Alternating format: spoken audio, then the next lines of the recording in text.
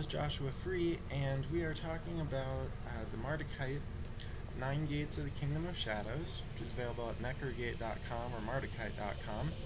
This is currently episode 8 of season 4, Mardukite TV. We've been talking about essentially the complete Mardukite Chamberlains Necronomicon Anunnaki cycle, as it's been called, dubbed.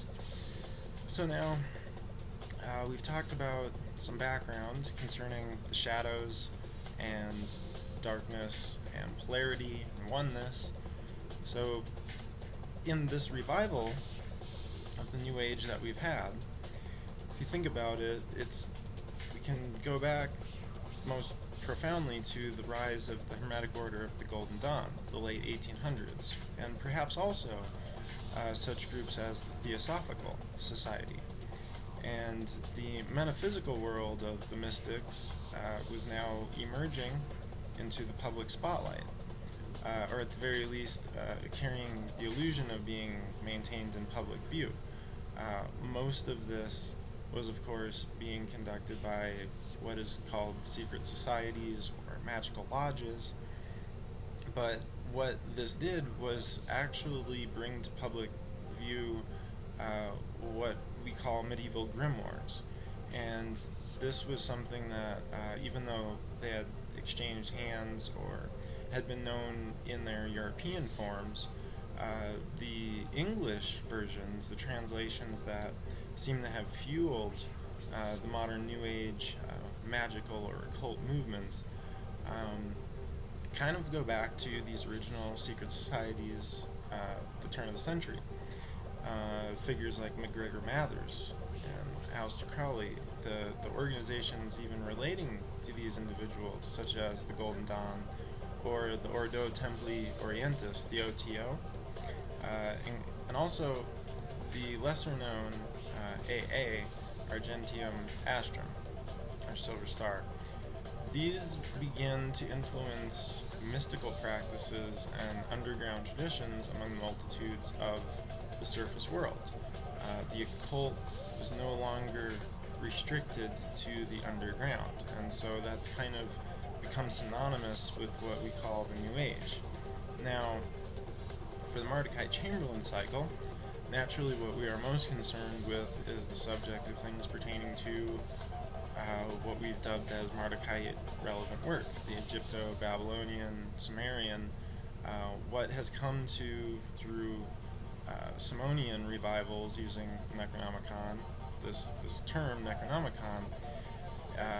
It's about understanding the relationship to the great mysteries, which is sometimes relayed best, depending on the media and the culture, through what is known as Pseudoepigrapha, which is literally artificial writings. But this is not even limited to a book called the Necronomicon. There's what we now call the 9 Gates of the Kingdom of Shadows, which is, again, an effort of pseudoepigrapha to illuminate through semantics that are already kind of established, to revive real Sumerian or post-Sumerian Babylonian traditions and systems through a guise of Necronomicon, such as Simon did.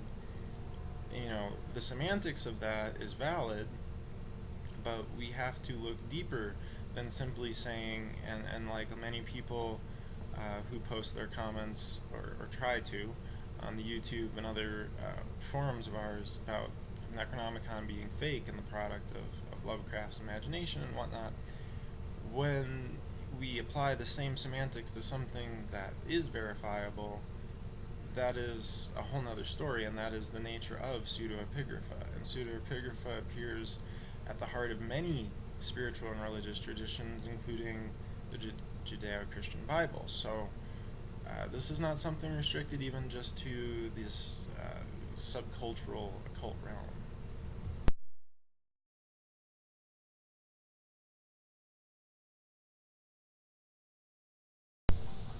So now then, if we're going to speak of this pseudo-epigraphic 9 Gates of the Kingdom of Shadows, it's important to speak of its actual origins in subculture.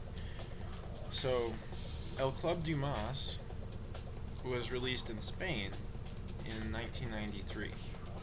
And now the American English-speaking audience would have to wait actually 3 years to find the Club Dumas on their shelves. And this is what the hardcover edition looks like of the original novel. And what it was essentially doomed to be, lost amidst the mysteries of like Agatha Christie or Sue Grafton as a mystery novel. The main character is set in this dusty environment of antiquarian bookselling, and is on a quest to uncover essentially the truth of a lost fragment or chapter of a serial by Alexandre Dumas, the famous Three Musketeers. And while doing so, the character named Corso is called into a different kind of quest. And there are surprisingly more people aware of this influence in the modern tale than you might suspect. So, 9 Gates of the Kingdom of Shadows. This is thus far. Now, some people have done some like do-it-yourself things, and other people have printed off the materials that actually compose like what would be a fake version of the 9 Gates. An actual evaluation of the systems and polarities of darkness and light and reality in the universe. This in the occult has actually seemed to escape the realm of pseudoepigrapha prior to the Mardukite edition of the 9 Gates, the Kingdom of Shadows.